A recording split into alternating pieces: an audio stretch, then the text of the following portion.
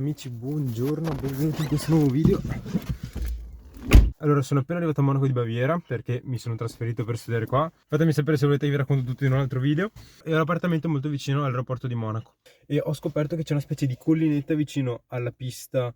Ora non so quale pista sia, però ho scoperto che c'è una specie di collinetta di terra abbastanza vicino alla pista e quindi in teoria si può vedere gli aerei decollare anche da un punto abbastanza alto. Questo è il primo weekend che sono qua e ho abbastanza tempo da perdere e soprattutto l'inverno sta iniziando, quindi sarà sempre più freddo da adesso in poi, quindi oggi penso che sia il giorno migliore per provare questa cosa e andare a vedere com'è questo posto. Quindi adesso parto, ci ritroviamo tra 20 minuti lì